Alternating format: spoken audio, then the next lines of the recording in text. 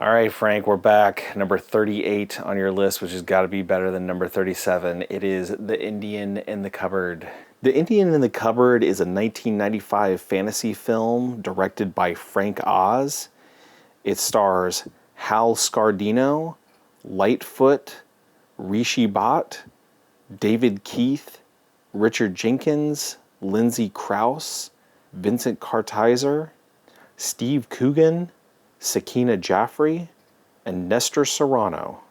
The Indian in the Cupboard is about a young boy who is growing up in New York City who gets a cupboard for his birthday from one of his brothers who apparently feels that an old trashy cupboard is like a good present for him. When he puts one of his figures into the cupboard and then locks it up with a key that his mom gives him that somehow magically fits that cupboard, but you know, the cupboard and the key have no relationship to each other.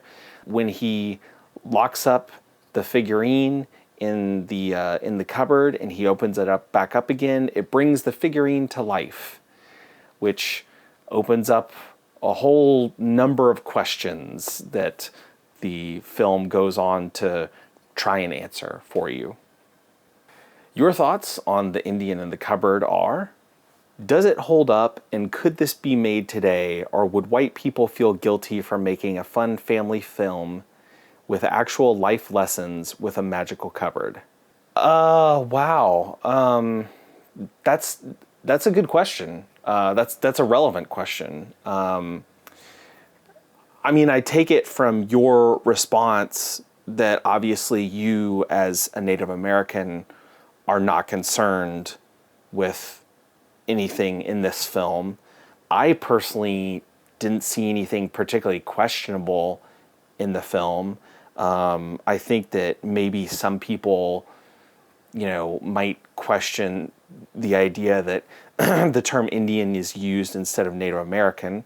You know, 1995 was still a time when, you know, Indian was used to, you know, refer to Native Americans pretty frequently.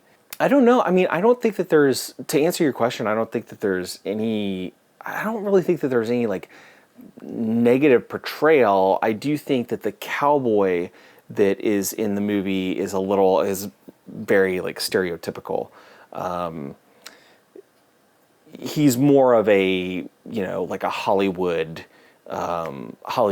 cowboy than anything. But I feel like Little Bear is treated with a lot of respect in this film. That character is treated with a lot of respect. The Iroquois people are treated with a lot of respect. I don't know a lot of the history of the Iroquois, so I'm just assuming that the things that they talk about in the film are correct. I think any audience member would have to. You wouldn't really have a choice. I think that this film was made with a lot of care to, you know, not have any negative stereotypes in it. And I do think that the lessons that it teaches of, you know, these people being human beings,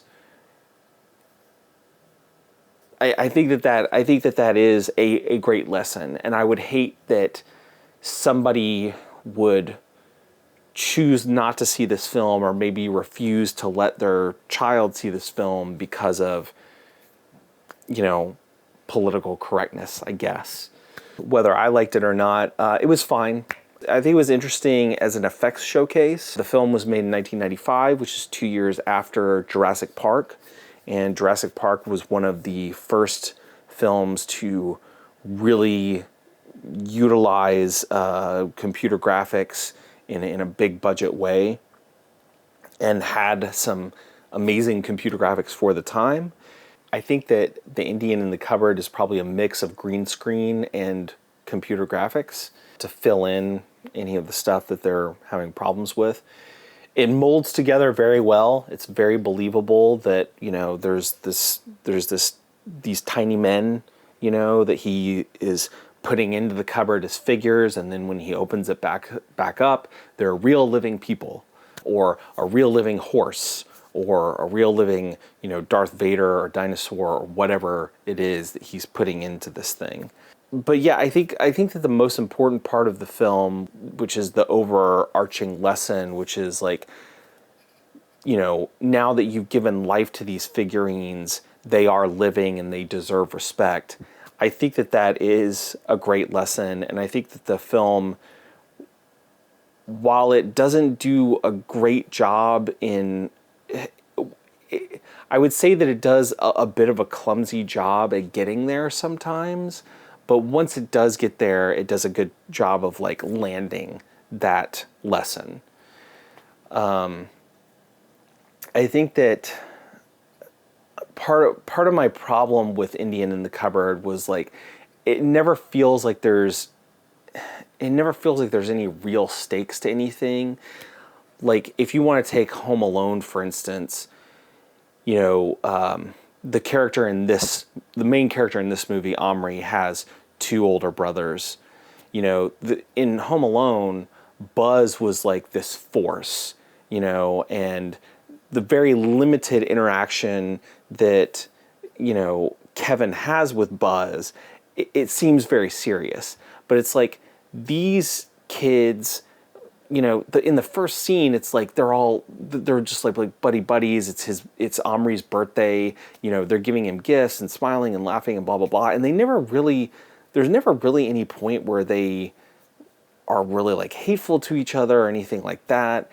The only time that he ever really kind of comes into danger is at a point where he goes to a hardware store for his dad, comes out having purchased something, and this kid who's maybe like a year or two older than him, or maybe in the same general age range, but bigger than him, takes the change from him.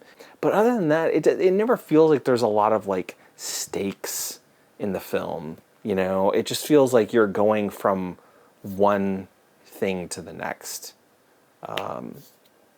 So I think that was my big problem with it. I do think that it has a great point, which is that human beings deserve respect simply because they are human beings. And the point is made, through him bringing these toys to life.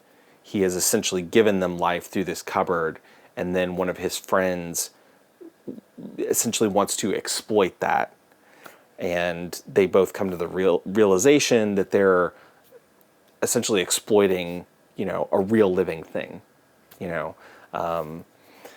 So I don't know. It's weird because I feel like I had pretty definitive idea of how I felt about the film when I watched it, and now that I'm making the video, it's like all these other wheels are turning, and I'm kind of feeling something a little bit different now. So it's interesting. I don't know that I would ever watch it again, but at the same time, it's like I never thought that I'd be thinking second thoughts about it again. So I don't know. We'll see. We'll see. So next on your list is number 39. It's the eco-horror film Prophecy by John Frankenheimer. John Frankenheimer is a great director. I have never seen this film before, so I'm interested in seeing it. And Frankenheimer actually made a film called Seconds, which is on the list that I'm making for you. So, until next time, hope you have a good week, Frank and whoever is watching. See you next time.